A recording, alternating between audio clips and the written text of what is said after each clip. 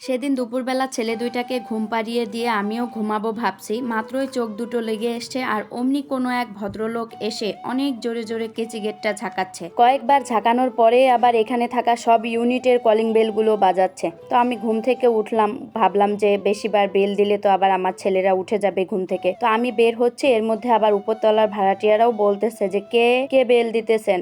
আর উনি বলতেছে, শুনলাম যে আমি কিছু একটু সাহায্য দেন। তো আমিও আমার গেট থেকে উকি মেরে বলতেছি যে কে কে এতবার করে বেল দিচ্ছেন। বলতেছে আমি, কেউ খুলে না, কেউ সাড়া দেয় না, তাহলে তো বেল দিবই। তো আমি বলতেছি কি বলতেছেন, বলে যে আমারে কিছু এলা সাহায্য দেন। পরে আমি বললাম আপনি এভাবে করে সাহায্য চাচ্ছেন, এটা সাহায্য চাওয়ার নমুনা? তো উনি বলতেছে কি করব, আপনারা কেউ গেট খোলেন না, সাড়া দেন না, তো আমাকে সাহায্য তো দিবেন নাকি, দিবেন কিনা তাই বলেন, না দিলে চলে যাবো। পরে আমি বললাম আচ্ছা দাঁড়ান দিচ্ছি, আপনি যেভাবে করে সাহায্য চাচ্ছেন গেট খোলা পাইলে তো আপনি 3 তলায় উঠে পড়বেন। পরে উনি বলতেছে হ্যাঁ তা তো উঠমই, গেট খোলা থাকলে কি আর এতবার বেল দিতাম আর গেট ঝাঁকাইতাম, ডাইরেক্ট রুমের সামনে গিয়ে গেটে টোকা দিতাম। আমি তো ওনার কথা শুনে আশ্চর্য হয়ে গেছি। তো আমি ওনাকে বললাম যে আপনি এভাবে কথা বলতেছেন কেন, এটা আপনার সাহায্য চাওয়ার নমুনা, এই কাজ জানি কোনোদিন কইরেন না, তাহলে কিন্তু মানুষের কাছে মাইর খাবেন। বলতেছে হ্যাঁ আপনি বললেই হইলো, আমি যে বাড়িতেই যাই না কেন ওই বাড়িতেই এভাবে করে সাহায্য চাই, কেউ দিলে দিল, না দিলে না দিল। তো আমি ওনাকে সাহায্য দিলাম আর উনি যাওয়ার পথে বলতেছিল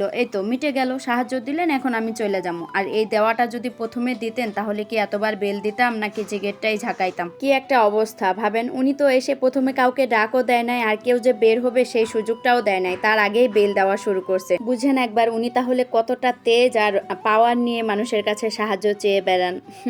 আচ্ছা তো যাই হোক, সেদিনের কথাটা তো গেল।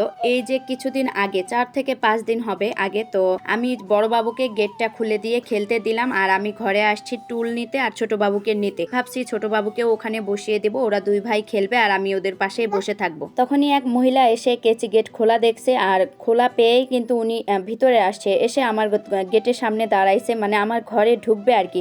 অমনি আমি ওনাকে বললাম যে কে আপনি, ঘরে আসতেছেন কেন? উনি বলতেছে আমাকে কিছু সাহায্য দাও, হাতে করে একটা তেলের বোতল নিয়ে আসছে, বলছে যে এই বোতল দিয়ে 1 বোতল তেল দাও আর চাল দাও। তো আমি বললাম আপনি চাল নিবেন, তেল নিবেন, বাইরে গিয়ে বসেন, আমি দিচ্ছি, আপনি ঘরের ভিতরে আসতেছেন কেন? গেট খোলা পাইলেই কি আপনাদেরকে ভিতরে আসতে হবে? বলতেছে কি করবো মা, সাহায্য চাওয়ার জন্যই তো আসছি। তো ওনাকে দেখে আমার মনে হলো না যে উনি অনেক বেশি অসুস্থ, আর এমনিতেও উনি কিন্তু একটু জোয়ান ছিল। তো যাই হোক, তারপরেও আমি সাহায্য দিলাম আমার কাছ থেকে নিয়ে। আবার দেখতেছি যে উনি সিঁড়ি দিয়ে উপরে উঠতে শুরু করছে। বললাম যে আপনি উপরে উঠতেছেন কেন, আপনার সাহায্য লাগলে আপনি বাইরে যান, বাইরে গিয়ে ওনাদেরকে ডাক দেন, যদি দিতে চায় তাহলে ওনারা এসে আপনাকে দিয়ে যাবে, উপরে তো যাওয়া যাবে না। কেচি গেট খোলা পাইলেই যে আপনি সবার ঘরের সামনে গিয়ে ডাক দিবেন, ডাক দিয়ে সাহায্য নিবেন, এটা তো কোনো মানে হয় না, তাই না? আপনি তো অপরিচিত মানুষ। তো আমার কথা শুনে উনি বলল যে ও যাইতে দিবা না, তাহলে আর কি করার। পরে ওইখানে সিঁড়ির উপরে দাঁড়িয়েই উনি বারবার শুধু 2 তলার মানুষকে ডাকতেছে, বলতেছে যে এই 2 তলার মানুষেরা আমাকে কিছু সাহায্য দাও, বারবার করে এভাবে ডাকতেছে। পরে আমি বললাম ওনারা মনে হয় বাসায় নাই, আপনি বাইরে যান, আমি ডাকে দিচ্ছি, যদি দিতে চায় তাহলে আপনাকে এসে দিয়ে যাবে। কি অবস্থা দেখছেন, আমি তো আশ্চর্য হয়ে যাইতেছি, মানে ইদানিং এমন এমন সব কাণ্ড ঘটতেছে। এখন তো আমি ভয়ে থাকি যে আমি যেহেতু নিচতলায় থাকি, কখন কে এসে